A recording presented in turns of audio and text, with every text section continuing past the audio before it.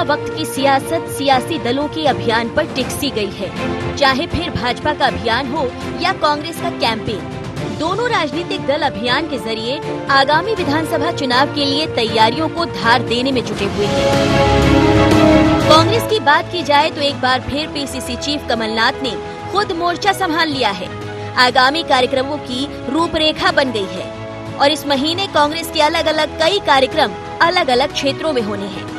लक्ष्य केवल एक है, अलग अलग वर्गों को साधकर मिशन 2023 की तैयारी कर उसे फतेह करना। भाजपा भी मैदान में है। बूथ विस्तारक अभियान के बाद बीजेपी में आज से समर्पण निधि अभियान की शुरुआत हो गई है। इसके लिए बीजेपी ने बाकायदा अपनी कार्यकर्ताओं की फौज उतार दी है, जो सरकार की योजनाओं को जन जन तक पहुंचा रहे हैं और जमीनी फीडबैक भी ले रहे हैं। आज समर्पण निधि का अभियान शुरू हुआ है। बूथ बूथ पर कार्यकर्ता की क्षमता के अनुरूप कार्यकर्ता अपना समर्पण करने का काम अपने विचार के प्रति, अपने संगठन के प्रति आज बड़े उत्साह और उमंग के साथ इस काम में लगाए और मुझे पूर्ण विश्वास है कि समर्पण निधि का अभियान भी भारतीय जनता पार्टी के इतिहास में मध्य प्रदेश के अंदर ऐतिहासिक बनेगा। हालांकि सियासी दलों के अभियान पर जुबानी जंग भी तेज है। दावों और वादों पर सियासत हो रही है। कांग्रेस के घर घर चलो अभियान पर बीजेपी ने तंज कसा है। उनका मानना है कि कांग्रेस टूट सी गई है, तो वहीं कांग्रेस पर उठते कलह पर जवाब भी आया है। अब जिन कमलनाथ जी ने कांग्रेस के गुरिया तोड़ दिए हों, वो कमलनाथ जी अब जोड़ने की बात कर रहे हैं। जोड़ खोल दिया उनने कांग्रेस का। इस कांग्रेस के टुकड़े हजार किए, कोई यहाँ गिरा कोई वहां गिरा। वो जोड़ने की बात कर रहे हैं। आदरणीय हमारे अरुण भैया, राहुल भैया घर बिठा दिए, फिर घर घर चलो अभियान चला के और जाने कितने घर बिठा ले देते हैं। अभी अरुण भैया पूरे लोकसभा में घूमे, अभी भी उनके साथ कमलनाथ के साथ वहां गए थे ग्वालियर दौरे पे। राहुल भैया अभी 19 तारीख को कमलनाथ जी वहां जाने में दौरे में साथ रहेंगे। ये सब नेता मिलके बीजेपी के नेताओं को घर बिठा देंगे 2023। ये तो साफ है कि मिशन 2023 का संग्राम जीतने दोनों सियासी दलों के दिग्गज मैदान में हैं। अलग अलग कार्यक्रम अभियानों के जरिए किसानों, गरीबों और महिलाओं पर सियासी दलों का फोकस है। लेकिन सवाल ये है कि अभियान की इस रेस में अव्वल कौन होगा, किसका कैंपेन किसको चैंपियन बना पाएगा। सवाल ये भी है कि क्या कांग्रेस घर घर अभियान के जरिए वापसी सत्ता में कर पाएगी या फिर बीजेपी इस अभियान के आगे भी कुछ अलग करके खुद को मजबूत कर पाएगी। Bureau report, IND 24।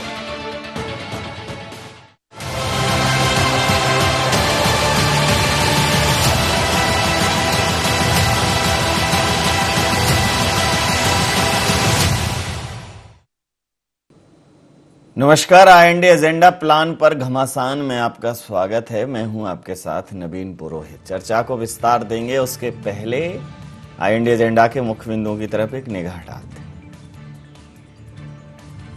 सियासी दलों के अभियान पर घमासान क्यों? अभियानों की रेस में कौन सा सियासी दल होगा अव्वल? क्या मिशन 2023 के लिए कैंपेन होंगे असरदार? किसकी कितनी तैयारी, कौन पड़ेगा भारी? इन्हीं सवालों के साथ चर्चा में आप सबका स्वागत है। मध्य प्रदेश में भारतीय जनता पार्टी पहले बूथ विस्तारक योजना, बूथ विस्तारक अभियान, उसके बाद अब समर्पण संग्रहण अभियान चला रही है। बूथ बूथ पर कार्यकर्ता जाएंगे और दीनदयाल उपाध्याय जी, जो भारतीय जनता पार्टी के पितृ पुरुष संस्थापक सदस्यों में से एक हैं, उनकी पुण्यतिथि से इसका आगाज किया है। समर्पण संग्रहण निधि के माध्यम से करीब 150 करोड़ रुपए जुटाकर पार्टी को आर्थिक रूप से मजबूत करेंगे ताकि अन्य तमाम गतिविधियों को सुचारू रूप से संचालित किया जा सके। कांग्रेस ने इस पर यह आरोप लगाया था कि मूलतः ये चंदा उगाही का अभियान है, टेरर टैक्स बताया था उसको कांग्रेस ने। और कांग्रेस के घर घर चलो अभियान पर, घर घर चलो अभियान पर मध्य प्रदेश सरकार के प्रवक्ता डॉक्टर नरोत्तम मिश्रा, जो मध्य प्रदेश के गृह मंत्री भी हैं, उन्होंने कहा कि घर चलो घर घर चलो, कैसे घर घर जाओगे? सब जो एक्टिव लोग थे, चाहे वो अरुण यादव जी हों, अजय सिंह जी, राहुल भैया हों, सबको घर बैठा दिया है, जोड़ जोड़ खोल दिया है कांग्रेस का। अब कहाँ से घर जाएंगे, इस प्रकार का उन्होंने तंज कसा। वहीं कांग्रेस ने कहा कि हम सब पूरी तरह से एक हैं। कुल मिलाकर दोनों पार्टियों के अपने प्लान हैं और उन पर घमासान मचा हुआ है। भारतीय जनता पार्टी के प्लान को कांग्रेस ऐसा प्लान बता रही है जो किसी काम का नहीं है। वहीं कांग्रेस के प्लान पर भारतीय जनता पार्टी कह रही है कि उनके ख्याली पुलाव हैं, वो उसको लागू नहीं कर सकते, उसको वो अमल में नहीं ला सकते, उनके प्लान का कोई अस्तित्व और आधार नहीं है। तो इसी मुद्दे पर करेंगे चर्चा। हमारे साथ चर्चा में शामिल है उमेश शर्मा जी, हैं प्रवक्ता भारतीय जनता पार्टी के। अब्बास हफीज साहब प्रवक्ता कांग्रेस के हमारे साथ हैं। सुरेश शर्मा वरिष्ठ पत्रकार हमारे साथ हैं। अब्बास जी, घर चलो घर घर चलो अभियान पर मध्य प्रदेश सरकार के प्रवक्ता, मध्य प्रदेश के गृह मंत्री डॉक्टर नरोत्तम मिश्रा जी ने तंज कसा है कि अच्छों को घर बिठा दिया कमलनाथ जी ने, अब क्या घर चलो घर घर चलो, जोड़ जोड़ खोल दिया है कांग्रेस का। देखिए, मुझे लगता है कि एक गंभीर नेता है नरोत्तम मिश्रा जी, लेकिन परेशान है। परेशान किससे हैं? शिवराज सिंह चौहान जी से परेशान है, जिन्होंने सही में उनको घर बैठाने की सारी कोशिशें कर ली हैं। और उसके बाद आज ये भी हो गया है कि वो फ्रंट फुट के ऊपर नहीं दिखते हैं मुख्यमंत्री की रेस में, जो एक दौर के अंदर बहुत लंबी रेस खेलने के लिए आगे आ रहे थे। तो ये शायद उनकी जो भावनाएं हैं अंदर की, वो अपने लिए जो है, अपनी पार्टी के लिए, वो निकल के कांग्रेस के नाम से निकल रही हैं। घर घर बैठाने का काम शिवराज जी ने किया। हमारे कार्यकर्ता के घर घर जाके और उस कार्यकर्ता को मजबूती देकर और उसमें एक ऊर्जा का संचार करके और उसको लोगों के घरों घरों तक पहुंच के लोगों को कांग्रेस पार्टी की विचारधारा से अवगत करा के, भारतीय जनता पार्टी की सरकार के झूठ फरेब से रूबरू करा के अब अपना कैंपेन चला रहे हैं। लेकिन यहाँ पर अगर घर घर बैठने का काम है, बैठाने का काम है, तो अजय विश्नोई जी को जबलपुर में घर बैठा दिया है, ऐसे ही कुसुम मेदेले जी को घर बैठा दिया है, कैलाश विजयवर्गीय जी को अपने घर में ही नहीं आने दिया जा रहा है। और क्या क्या हुआ है सब जानते हैं। इससे पहले जो शिवराज जी के रास्ते में आया है उसको मध्य प्रदेश से बाहर का रास्ता देखना पड़ा है, या प्रभात झा जी की तरह ग्वालियर के अंदर जाके बैठना पड़ा है। तो ये सारी चीजें एक जगह पे एक पार्टी के अंदर है, जो आता है उसको घर बैठा देते हैं। 18 साल शिवराज जी ही मुख्यमंत्री रहेंगे। 18 साल की सरकार में 16 साल शिवराज जी ही मुख्यमंत्री रहेंगे। चौथी बार मुख्यमंत्री नरोत्तम मिश्रा जी नहीं बनेंगे, लेकिन शिवराज जी बनेंगे। अधिकार तो उनका था। ये तो भारतीय जनता पार्टी की रीति नीति रही होती थी। पहले कहा जाता था तथाकथित तौर के ऊपर कि हम नए नए चेहरों को मौका देते हैं, आगे लेके जाते हैं। सुरेश शर्मा जी तो मुझसे बहुत पहले से देख रहा है, दोनों राजनीतिक दलों को अच्छे से जानते हैं। क्या ये कुशलभाऊ ठाकरे जी की पार्टी है जिसके अंदर उगाही की बातें चल रही हैं 150 करोड़ की? 150 करोड़ का करना क्या है भारतीय जनता पार्टी को? 150 करोड़ में जनसेवा है, पार्टी सेवा है, क्या है? ये तो दावा करते हैं सबसे बड़ी पार्टी है, सबसे ज्यादा धन इनके पास है, आर्थिक रूप में सबसे सक्षम ये है, 90% का कॉर्पोरेट टैक्स इनके पास जाता है। लेकिन फिर भी आज जरूरत पड़ गई है इनको 150 करोड़ रुपए मध्य प्रदेश में उगाने की। वो कहां से उगे जाएंगे, ये बड़ा सवाल है। बड़े आरोप हैं, उन आरोपों के ऊपर अगर संजीदगी से नहीं देखा जाएगा तो बहुत बड़ा अनर्थ हो सकता है। लेकिन आज विषय यह है कि अपने अंदर तो झांक लीजिए। आपके चलिए कांग्रेस पार्टी के अंदर कुछ कोई नाइतफाकी होती है तो उसका असर जनता पे नहीं पड़ेगा, क्योंकि कांग्रेस पार्टी विपक्ष में है। सरकार की जिम्मेदारी जिनके पास है, अपनी बात पूरी करूंगा, सरकार की जिम्मेदारी जिनके पास है उनमें सरपटब्बल, उनमें मुख्यमंत्री बनने की होड़, उनमें मंत्री बनने नहीं बनने का दुख, उनमें सिंधिया समर्थक और मूल भाजपाइयों के बीच में कला, ये सारी की सारी चीजें क्षेत्र का, मध्य प्रदेश का चौतरफा विकास के जो सपने हम सब ने देखे हैं, हमारे अलग राजनीतिक दल से हो सकते हैं, लेकिन जो सपना है सबका, चौतरफा विकास हो, निवेश आए, इन सब से वंचित कर रहा है मध्य प्रदेश को। ये सारे के सारे इनकी सरपटब्बल के हालात, इनके सरपटब्बल से नुकसान जनता का हो, ये कोई बर्दाश्त नहीं कर सकता। उमेश जी, बड़े अच्छे तरीके से एलाबोरेट किया है, बड़ा एक अच्छा खाका खींचा है कि देखिए घर कौन बैठा है। घर बैठे हैं कुसुम मेदेली जी, घर बैठी हैं, घर बैठे हैं अजय विश्नोई जी, घर बैठे हैं, घर बिठाया है कैलाश विजयवर्गीय जी को, घर बिठाने की और लोगों को कवायद हो रही है, और प्रभात जी घर बैठे हैं। तो घर चलो घर घर चलो अभियान पर तंज कसने के पहले एक बार अपना घर भी देखने की जरूरत है, ऐसा समझाइश दी है अब्बास जी ने। नहीं नवीन जी, मुझे लग रहा है कि कांग्रेस पार्टी को तो नरोत्तम मिश्रा जी का धन्यवाद करना चाहिए। आप बताइए कि कौन सी पार्टी का ऐसा नेता होगा जो सदाशयता के साथ अन्य विपक्षी दल के प्रदेश अध्यक्ष के बारे में चिंता करे। नरोत्तम मिश्रा जी ने जो माननीय कमलनाथ जी के लिए उद्गार व्यक्त करे हैं, वो तो कमलनाथ जी के प्रति उनकी एक स्वाभाविक चिंता है और मुझे लगता है कि इसको दलीय सद्भाव के रूप में देखा जाना चाहिए।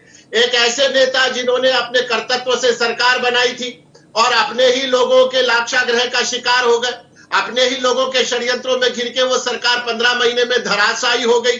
तो मुझे लग रहा है कि नरोत्तम जी इस बात की चिंता कर रहे हैं और कमलनाथ जी ने जो कुछ पराक्रम और कौशल बताया है और पुर्जे पुर्जे करके ये सारी मशीनरी को अलग अलग कराए तो ठीक है। अब दूध का जला व्यक्ति जो होता है वो छाछ को भी फूंक कर पीता है, जो उनके साथ दिग्विजय सिंह जी ने करा, सरकार गिरवा दी। हालांकि दुर्भाग्यपूर्ण यह है जो नरोत्तम जी कह रहे हैं वो तो पूरा सत्य है। अरे अगर मध्य प्रदेश में सरकार बनी थी तो उसकी जमीन तैयार किसने करी थी? अरुण यादव जी प्रदेश के अध्यक्ष थे और नेता प्रतिपक्ष के रूप में अजय सिंह जी थे।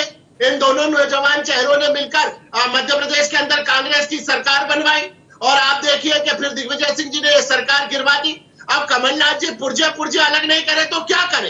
तो नरोत्तम जी ने तो जो कहा है मुझे लग रहा है कि मैं सुनूंगा ना। अब्बास भाई आप बोल रहे थे, मैं कुछ बोला तो सद्भावना पूर्वक मैंने जो कहा कि एक बात।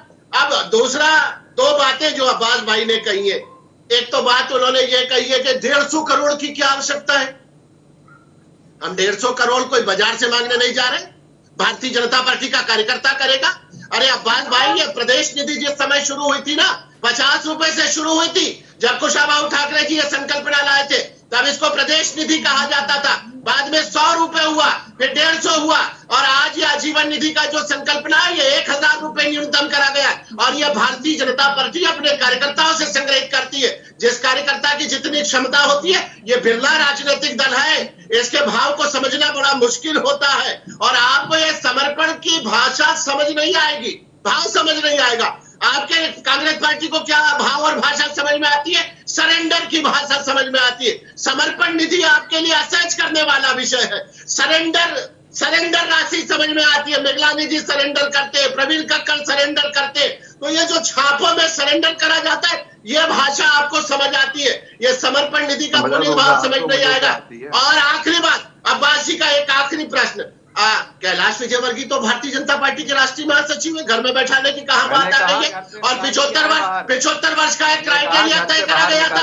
अब कुसुम मेहंदले जी उस क्राइटेरिया में आ रही थी, इसलिए कुसुम मेहंदले जी को करा गया। भारतीय जनता हमारी लोकसभा की अध्यक्ष आ रही माननीय सुमित्रा जी ने खुद बोला है, लोग उनका सम्मान कर रहे हैं। आवाज भाई जब आप बोलते मैं बोलता हूँ क्या? आवाज भाई जब आप बोलते मैं बोलता हूँ क्या? कितना आप रुक ही नहीं रहे ना। नहीं आपका, मैं तो मेरी स्टॉपेज कम है, चलने दीजिए। शताब्दी ट्रेन जैसा स्वभाव है, थोड़ा सा आप जो है वो केरलापुरम एक्सप्रेस है, तो अपना अपना नेचर होता है, अपनी अपनी गति होती है। मुझे लगता है कि आपके आक्षेप और ताने इतने कि मुझको छटाछट सबका जवाब देना पड़ेगा। तो एक आखिरी बात, मैं मालगाड़ी हूँ। आखिरी बात नवीन जी, मालगाड़ी पूरी कांग्रेस है, माल भर के ये गाड़ी जिंदगी भर माल ही लाती रही है। यही तो झगड़ा है कि जभी तो बनाया है देश को, उसी माल से तो देश को बनाया है। अच्छा, मैं ये मालगाड़ी और रेलगाड़ी के बीच में मालगाड़ी और रेलगाड़ी के झंझट में और आप अरे सुनिए तो पूरा लोड करके ले गए। एक इमरजेंसी हॉल्ट ले लीजिए, एक इमरजेंसी हॉल्ट ले लीजिए। ये मालगाड़ी और रेलगाड़ी के चक्कर में जो है इमरजेंसी हॉल्ट ले लीजिए, क्योंकि अगर टक्कर हुई तो नुकसान अल्टीमेटली लोकतंत्र का ही होना है। कुछ भी टकराए इस देश में, नुकसान इस देश में लोकतंत्र का होगा। नहीं नवीन जी, हम कभी नहीं टकराएंगे। हम दोनों भाई बहुत विवेकशील हैं और एक दूसरे से बहुत प्यार करते हैं। नहीं, हम टकराने नहीं देंगे सर, हम तो दिखा देंगे ना, तो हॉल्ट ले लेंगे। सुरेश शर्मा जी से बात कर लूंगा।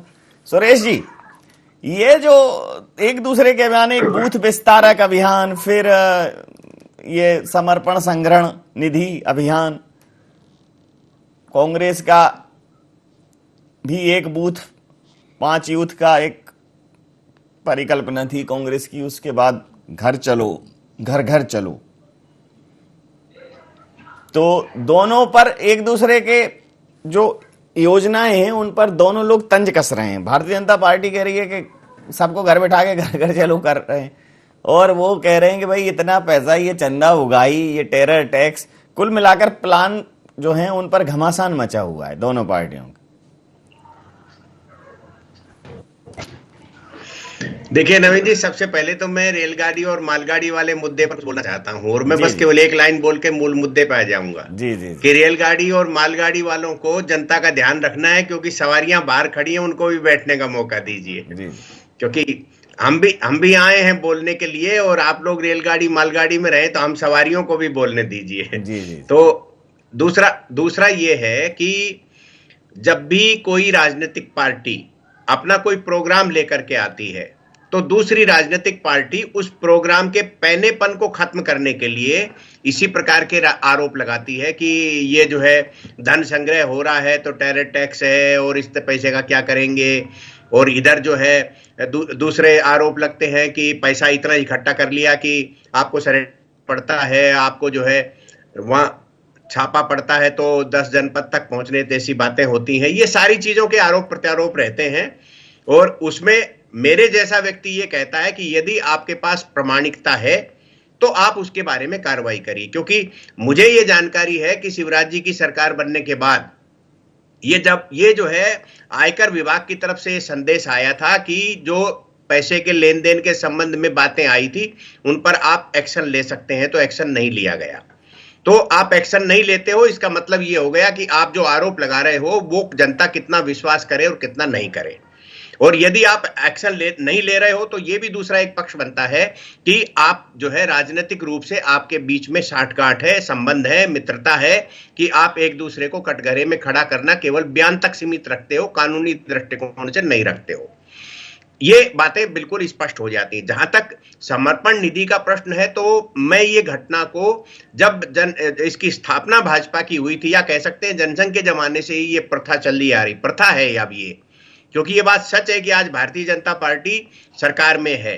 सरकार में आने के बाद स्वाभाविक रूप से मिठाइयां जो है उसकी संख्या ज्यादा हो जाती है।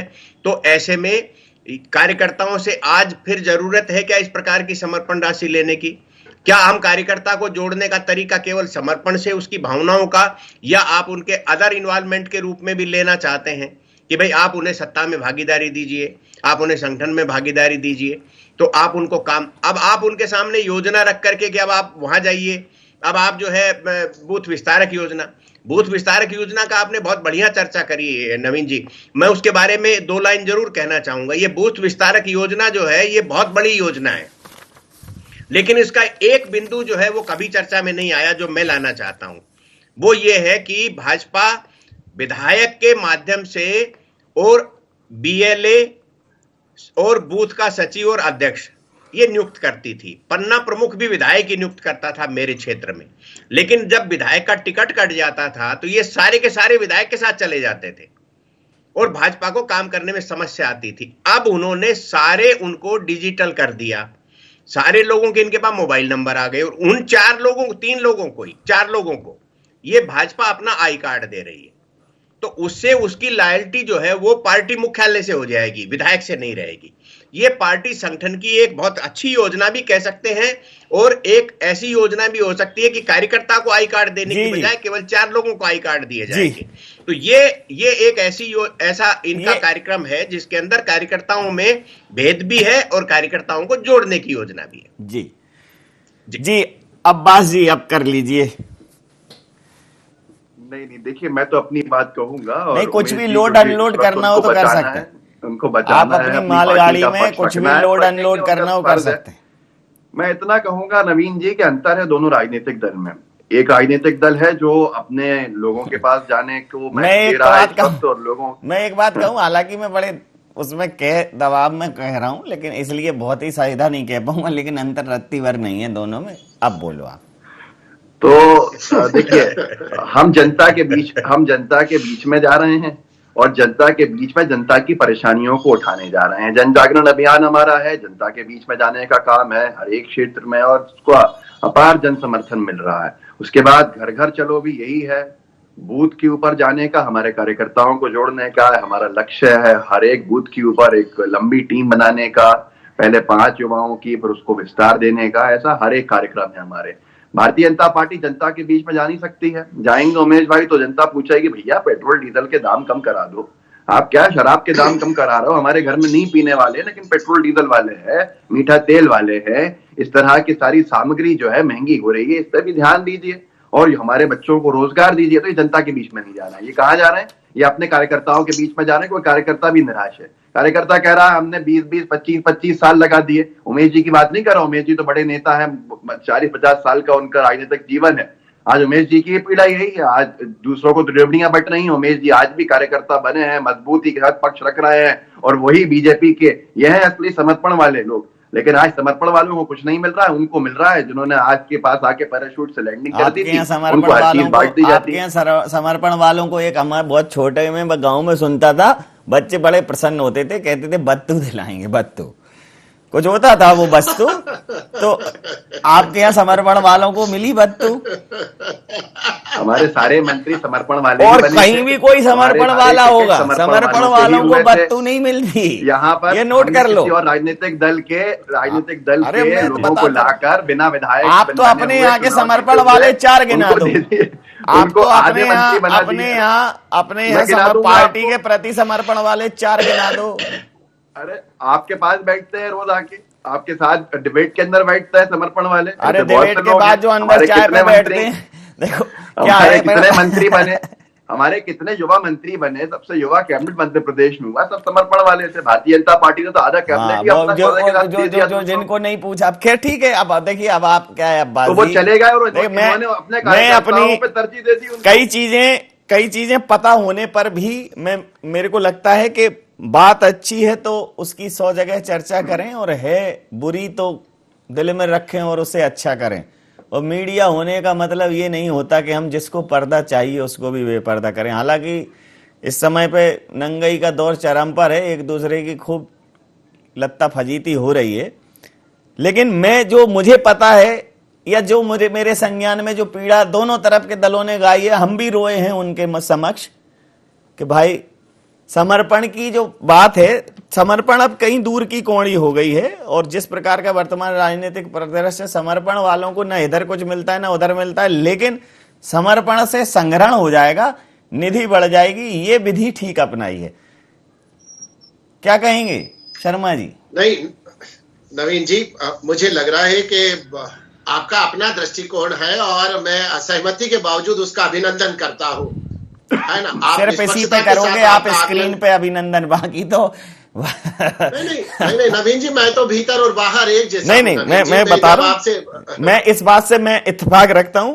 और मैं ये इस मंच से, मतलब ये माँ सरस्वती की कृपा का मंच है।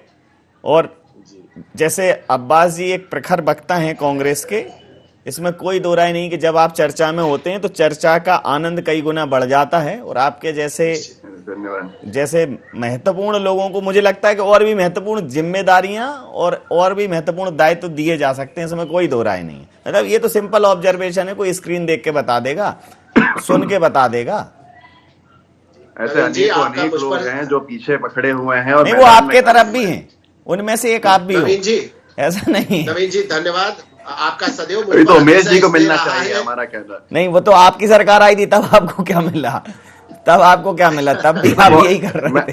मैं कह रहा हूँ ना, वो तो सब पुराने लोगों को चलिए, वैसे का वैसा पतझड़ है, वही हवा की मक्कारी, तापमान का तर्क वही है, वही घुटने हत्यारी बड़े मजे से नाच रहा है, फिर वही अंधियारा और समर्पण का सूरज निकला है अंधा और आवारा। कुछ नहीं मिलना, किसी को बत्तू नहीं मिलना। बोलिए नवीन जी, आज आपका मिजाज बहुत शायराना है, आज आपने पूरी डिबेट को बहुत रोचक अंदाज में रखा है सर। आज तो आपको सैल्यूट बनता है। जी आप एक मिनट के लिए मैं गंभीरता से विषय प्रतिपादन कर देता हूँ जी। सुरेश जी भाई साहब ने भी किया, नवीन जी और आपने भी कहा है। एक तो समर्पण निधि का मैंने पहले मंतव्य स्पष्ट कर दिया, उसको दोहराऊंगा नहीं। भारतीय जनता पार्टी का कार्यकर्ता है, हमको लगता है कि संगठन हमारी माता के समान है और अपनी माता का पोषण करने का उत्तरदायित्व तो हमारा है और हम इस उत्तरदायित्व का निर्वहन करते हैं। अपने स्वकष्ट से अर्जित, अपने जीविकोपार्जन के साधनों से प्राप्त जो भी धन संचय हमारे पास होता है, हम अपनी क्षमता अनुरूप उसका अंशदान अपनी पार्टी के लिए करते हैं। एक तो ये बात, और दूसरा जो बूथ विस्तारक अभियान वाला विषय अभी आया था, सुरेश जी ने उसके अंदर कुछ बड़े गंभीर बिंदु जोड़े हैं। हो सकता है कि वो उनके दृष्टिकोण से सही भी हो, और वास्तव में कई बार ऐसा अनुभव आता भी है कि कुछ कार्यकर्ता जो है अगर व्यक्ति के कारण संगठन से जुड़ता है तो जिस समय वो व्यक्ति का मोह भंग होता है तो संगठन को अहित होता है। तो निश्चित रूप से भारतीय जनता पार्टी की ये जो बूथ विस्तारक अभियान योजना है वो निश्चित रूप से अपनी सफलता को प्राप्त कराए, क्योंकि समय कम है। अब्बास भाई को भी आपको कंक्लूडिंग सुरेश जी का रिमार्क लेना है। एक आखिरी बात के जो अब्बास भाई ने कही थी कि भारतीय जनता पार्टी के लोग जाएंगे तो लोग ये पूछेंगे और उमेश भाई जाएंगे तो ये पूछेंगे हम हो के आ गए। अब्बास भाई हमसे नहीं पूछा, हम 65,000 बूथ पर घूम के आए हैं और केवल कार्यकर्ताओं के संग्रहण तक सीमित नहीं रहे। इलेक्शन ये पूछना बताना जनता इलेक्शन में ही करती है। जनता पूछना बताना इलेक्शन में करती है। अभी 5 राज्यों के चुनाव में इसका एक परिलक्षण दिख जाएगा। अंतिम प्रतिक्रिया सुरेश जी, समय की अपनी सीमा के मैं प्रवेश कर रहा हूं। मैं तो आपसे चाहूंगा कि दोनों पार्टियां भले ही समर्पण, निष्ठा, त्याग, राष्ट्रहित और कांग्रेस के धर्मनिरपेक्षता और दुनिया के जितने भी बड़े बड़े शब्द हैं, लेकिन जिन्होंने पार्टी को अपने अंदर आत्मसात किया है, पार्टी को जिया है और अवसरवादिता नहीं दिखाई है, गरल पिया है, वो चाहे कांग्रेस हो चाहे भारतीय जनता पार्टी, वो हाशिए पर ही है। और पार्टियां जो समर्पण की बात करती है, भारतीय जनता पार्टी फिर भी संगठन मैनेज जो भी कैसे मैनेज करते हुए मुझे नहीं मालूम, लेकिन आपने वो दौर भी देखा है कार्यकर्ताओं का और आज का भी दौर आपने देखा है। चूंकि आपने उसको जीवंतता के साथ देखा है तो ये आप बता पाएंगे कि भाई ये जो देव दुर्लभ कार्यकर्ता और कांग्रेस का अपना एक कार्यकर्ता, क्या वस्तुतः आपको लगता है कि ये समर्पण और कार्यकर्ता को इस बार इस दौर में अब 23 में भी कार्यकर्ता वैसे ही जुटेगा? जो कुशाभाऊ जी का विचार था वो अब विचार फलीभूत होगा? देखिए, कुशाभाऊ जी का विचार भाजपा में जो है केवल भाषण के लिए बचा है। वास्तविकता ये है कि भाजपा जो है पहले प्रोफेशनल हुई और अब जो है डिजिटल हो गई। तो भाजपा में बड़ा परिवर्तन आया। भाजपा एक बड़ी पार्टी है, इसलिए वो डिजिटल पार्टी हो गई। प्रोफेशनल पहले हो गई थी। कुशाभाऊ ठाकरे जी केवल जो है बाहर के आडंबर के लिए या बाहर का जो सौंदर्य पर्दा दिखाने वाला स्थिति वाला बचा होगा। इन सब के बावजूद मैं 2 बातें नवीन जी बहुत गंभीर कहना चाहता हूं। पहली बात यह है कि कभी भी राजनीतिक पार्टियों में समर्पित कार्यकर्ताओं का बहुत ज्यादा सम्मान नहीं होता, और सम्मान तब होता था जब कार्यकर्ता की परख रखने वाला नेतृत्व हो। मुझे अच्छे से याद है वो कार्यक्रम जिसमें रामलाल जी आए थे। मध्य प्रदेश में कुछ विवाद था और उन्होंने ये कहा था कि अरे भाई, मैं तो एक लाइन में समझ गया मध्य प्रदेश भाजपा का संकट क्या है। यहां कार्यकर्ता को, जो दिल के करीब कार्यकर्ता है उसका ख्याल रखा जा रहा है, जो दल के करीब कार्यकर्ता है उसका ख्याल रख लिया जाएगा तो समस्या का समाधान हो जाएगा। ये रामलाल जी ने भोपाल के भाषण में कहा था। गणेश परिक्रमा वालों को स्थान देने का, जिन 4 नाम पर फेल होकर के और उनको हटाया पार्टी ने, और उनमें से 6 में से 4 लोगों को जो है पद पर नवाज दिया, सरकारी जिम्मेदारी दे दी उनको। आप उमेश शर्मा जी जैसा व्यक्ति बैठा रह गया और इंदौर विकास प्राधिकरण का अध्यक्ष वो व्यक्ति बन गया जो संगठन बनाने के नाम पर लाया गया था और संगठन बनाने में असफल हो गया। ये जो परिस्थितियां हैं, ये बड़ी अजीब परिस्थितियां हैं, इनको समझने की जरूरत है। और एक मैं बात कह रहा हूं, आप ये कहेंगे कि हम कार्यकर्ताओं के बीच में गए थे, जनता के बीच में गए थे और जनता ने हमसे कोई सवाल नहीं पूछा, तो आपको ये बताना पड़ेगा कि आपको प्रधानमंत्री जी को इतने दिन तक आम सभाओं में जाने से क्यों रोकना पड़ा। ये सारी चीजें इस देश में हर आदमी, क्योंकि सवाल पूछना आज जो है जनता को भी आ गया है, मीडिया को भी आ गया है। ठीक है, आप पत्रकार वार्ता नहीं करेंगे तो क्या मीडिया सवाल नहीं पूछेगा? पूछता है वो। अंतिम प्रतिक्रिया। तो आपको ये मानना पड़ेगा कि अब जनता जो है वो केवल इन बातों से नहीं चलती कि आपने जो है टीवी चैनल में क्या बोल दिया और जनता ने उसको मान लिया। जी, ये आगामी चुनाव बताएंगे सर। समय सीमा के चलते मैं यहाँ चर्चा समाप्त करूंगा। आप समस्त महानुभावों का बहुत बहुत धन्यवाद, बहुत बहुत आभार। तो घर घर जाने का भाव है और समर्पण निधि जुटाने का भी भाव है, लेकिन जिस प्रकार की परिस्थितियां हैं उसमें लग रहा है कि अब पार्टी के प्रति दोनों दलों के कार्यकर्ताओं में शायद हो सकता है कि निष्ठा का अभाव है। तो एक युग रहा होगा, जाने आज कहां होगा, जब समर्पण का सम्मान किया जाता था, पार्टी के लिए सर्वस्व दान किया जाता था। अब जीते हैं लोग ऊंचे भाव के लिए और चंदा जमकर देते हैं बड़े बड़े लोग प्रभाव के लिए। तो पार्टियां प्रभाव में हैं, पार्टियां दबाव में हैं। आप जो कह रहे हैं कि हम अभाव में हैं तो मेहनत कीजिए, आप भी जुटाइए। इंडिया एजेंडा में इतना ही। आप बने रहिए i News 24 के साथ और देखते रहिए i News 24। नमस्कार।